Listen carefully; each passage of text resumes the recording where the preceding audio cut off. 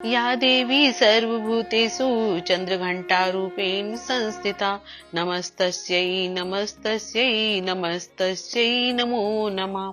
आप सभी श्रोताओं का माँ की धरोहर चैनल पर स्वागत है। आप सभी को माँ दुर्गा के तीसरे नवरात्रि की बहुत बहुत शुभकामनाएं। माता रानी आप सभी की झोलियां खुशियों से भर दे। आपने पहले की जो कथाएं सुनकर मुझको जो प्यार दिया उसके लिए मैं तहे दिल से आभारी हूँ। माता रानी हम सभी का प्यार ऐसे ही बनाए रखे। आज हम श्री दुर्गा सप्तशती के आगे के अध्याय की कथा सुनाती हूँ, जो कि इस प्रकार से है। चतुर्थ अध्याय। ऋषि बोले, अत्यंत पराक्रमी उस दुरात्मा महिष के एवं उसकी सेना के देवी द्वारा मारे जाने पर इंद्रादिक देवतागण, जिनके हर्ष के कारण रोकटे खड़े हो गए थे, शरीर भी सुंदर हो गए थे, प्रणाम के लिए जिनकी गर्दन तथा कंधे झुक रहे थे, अपनी वाणियों द्वारा देवी जी की स्तुति करने लगे, जिसे देवी जी ने अपनी शक्ति से सारे जगत को व्याप्त कर लिया है, जिसका स्वरूप सभी देवताओं की शक्तियों का समूह है। सभी देवता एवं महर्षि जिनकी पूजा किया करते हैं, उस अंबिका को हम प्रणाम करते हैं।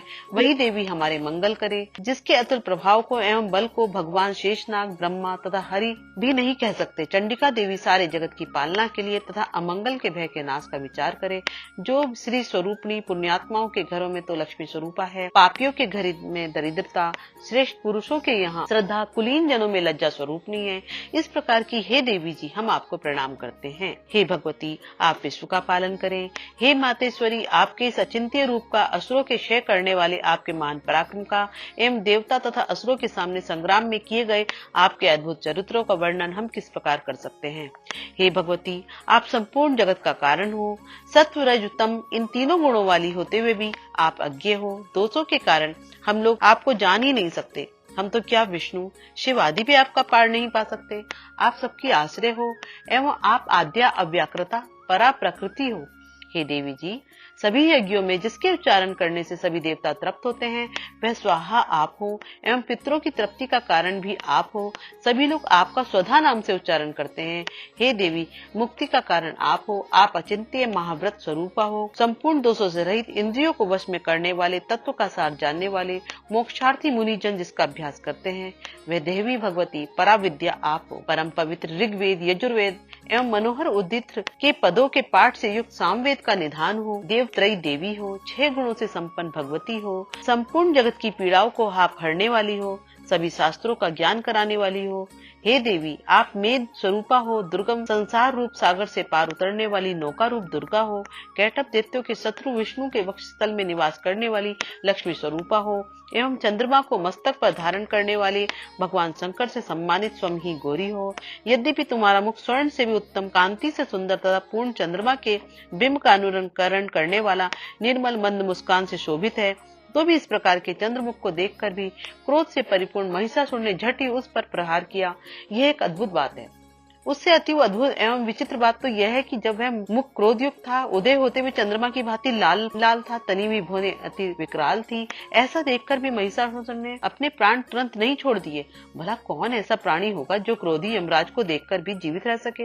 हे देवी जी आप प्रसन्न हो। तुम्हारी प्रसन्नता से जगत की उन्नति होती है। तुम्हारे क्रोध करने पर कुलों के कुल शीघ्र नष्ट हो जाते हैं। यह तो हमने अभी अभी जान लिया। जो महिषासुर को इतनी बड़ी भारी विशाल सेना क्षण भर में नष्ट हो गई, सर्वदा उन्नति दाता देवी जी आप जिन पर प्रसन्न होती हैं, वे ही सभी देशों में आदरणीय हैं। उन्हें ही धन तथा यश मिलता है, न उनका कभी धर्म बिगड़ता है, वे ही रक्षित रहते हैं। तुम्हारी कृपा से उसे स्वर्ग लाभ होता है। इसी कारण आप तीनों लोकों में फल देने वाली हो। हे दुर्गे आप स्मरण करने पर प्राणियों के भय हरण करती हो। स्वस्थ पुरुष जब तुम्हारा स्मरण करते हैं, उन्हें अत्यंत निर्मल बुद्धि देती हो। सबके लिए उपकार करने वाली हो। तुम सर्वदा दयामयी हो। राक्षसों का वध करने से जगत सुखी हो। ये राक्षस सभी नरक के लिए चिरकाल तक भले ही पाप करते रहे हो, संग्राम में इनका वध आपने इसलिए किया कि मुझसे मारे हुए स्वर्ग में चले जाएं। यही मन में रखकर हे देवी जी तुम दुष्टों का वध करती हो। तुम असुरों को केवल देखने मात्र से भस्म क्यों नहीं करती, शत्रुओं पर शस्त्रों का प्रहार क्यों कर दिया करती हो।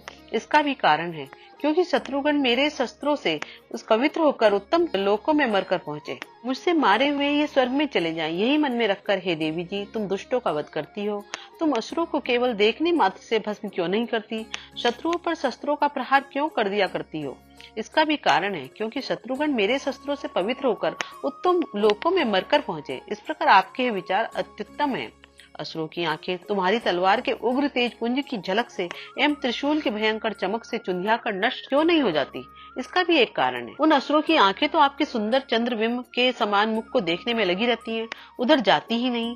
हे देवी, आपका शील स्वभाव दुराचारियों के दुष्ट स्वभाव को निवृत्त करने वाला है और आपका रूप अचिंत्य है, उसकी अन्य किसी के साथ तुलना ही नहीं हो सकती। तुम्हारा पराक्रम तो देवताओं के बल को नाश करने वाले दैत्यों का नाश करने वाला है। इसी प्रकार आप शत्रुओं पर भी दया किया करती हो।